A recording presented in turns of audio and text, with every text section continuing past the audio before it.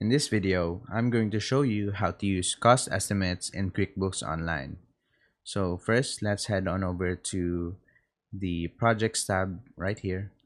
So if you don't have a project yet, just refer to our videos to learn how to make a new project.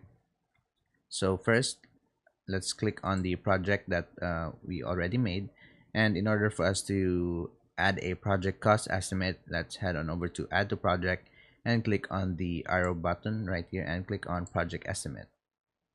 So here we will be estimating the cost of our project. So for the service date would be how you want it, and just select the product or service corresponding to your project.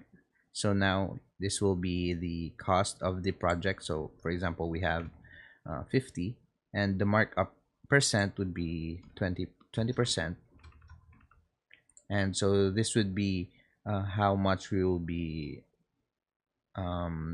asking the price for the customer.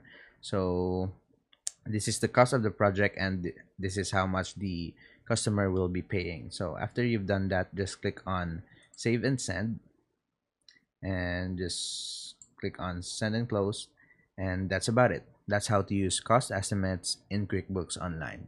If you have any questions, please let me know down in the comments, and I'll do my best to help you out.